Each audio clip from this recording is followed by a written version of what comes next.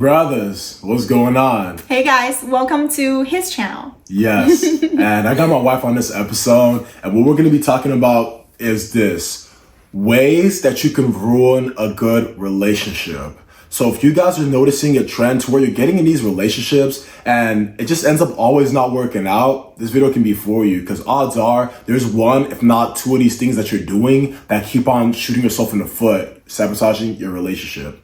Let's get into this. So I first want to start this off by letting you guys know that not every single relationship is for you. And I think that's actually strangely enough, one of the reasons that you might be ruining a good relationship is because you don't actually know what a good relationship is. And here's what I'm talking about. You think you have good relationships, but you actually don't have them. And that's why you keep on ruining them. Here's exactly what I mean, going a little bit deeper. You're with this lady, you're with this person, and it seems good because maybe on a pen and paper, it checks the boxes, but it's not right for you. And I want to help you guys understand something. Just because something seems good does not mean it's good for you. 100%. Because God made you uniquely. You're a type of guy that needs a certain type of woman to complement him the best. Not all women, even if they seem like good women, they go to church, all these things are good for you. Because women have different needs based on the man they're with. They can A, really enhance how they feel, or B, take away from how they feel. If you're a really driven man, you really want to work a lot of hours, you really want to build. If you're with a girl that doesn't support that, she just wants a life that's more calm, maybe just have a house and that's all it is, how is that going to work out? Of course, people can change, but don't bank on people changing. So I just want to drill one of the first points. It's odds are you guys are actually with women that actually don't complement what God put in you. And that's why it's not going to work out. No matter how good it seems, odds are the relationship is actually not for you. Yeah, just because something looks good to the eye doesn't mean that it is good. No. The Bible makes a huge distinction with things that appears to be good, like the forbidden fruit.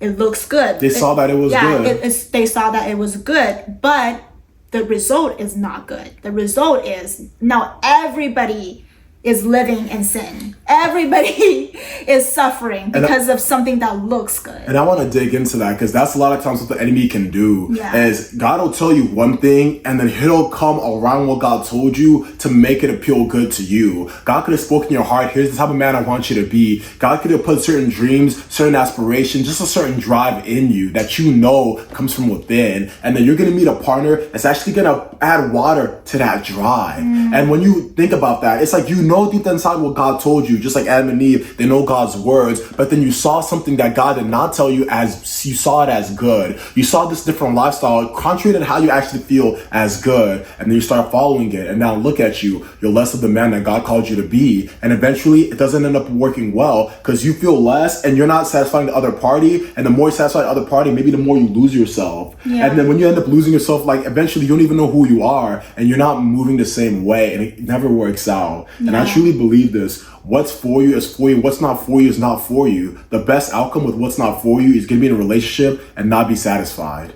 That's the best it can be. What do you think? 100%. And we tell the ladies, we have another channel, we speak to the ladies, we tell them the same thing.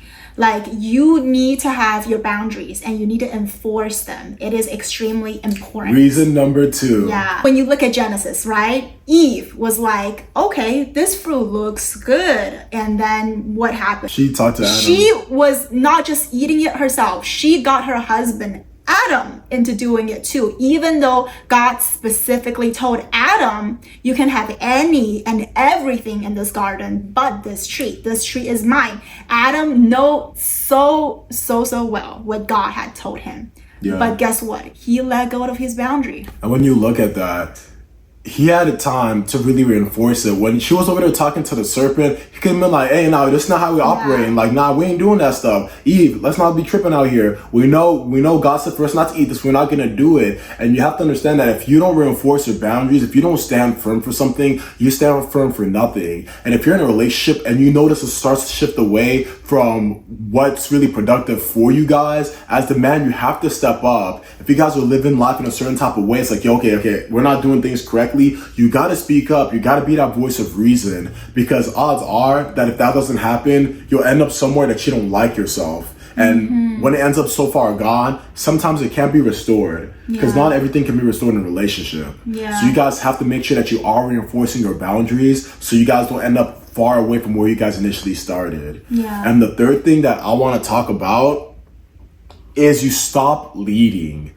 Man, you have to lead in your relationship, especially if you're with a feminine woman, because when the order starts being corrupt, just like Adam and Eve, when Eve started to leave, Eve started like, hey, we're gonna do it. Like when that starts being the order where you're not that guy that's really guiding people towards success, you're not that guy that's really speaking life over your wife, you're not that guy that's really making the decision, because yes, you guys can talk, but if God spoke something in your heart, you gotta stand firm in it, brothers. You can't keep on letting the woman lead you. And this isn't even like a manipulation power dynamic thing. It's the natural order of things. No matter how good things are, if they're outside of the natural order, it's not going to work that well. And if God made you to lead this relationship in the areas that you can lead and you're not leading in it, it's only going to give room for the enemy to come and do his thing. 100%. Because you have to understand the enemy loves messing up the order of things. Like literally, when you look at it, I'm going to go here and I'm going to touch on it, I'm going to move on. When we look at the natural order of men with women, now it's men and men. He loves to do nothing than to pervert things, to add confusion by messing up the order of things. And he would love nothing more for you to be in your relationship and not know how to lead your woman. He's going to have you thinking, let her lead. You know what's going to happen eventually? She's going to get tired of you because she's like, why I got to keep leading? Women crave leadership, especially masculine leadership that's done in truth and love.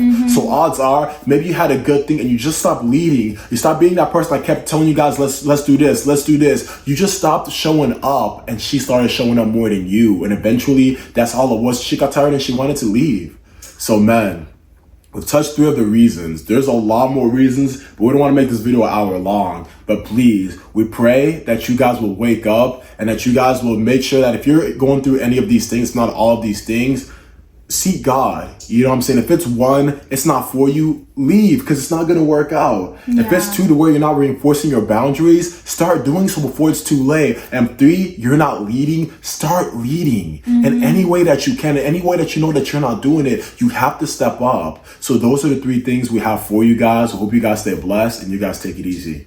Peace out. Peace.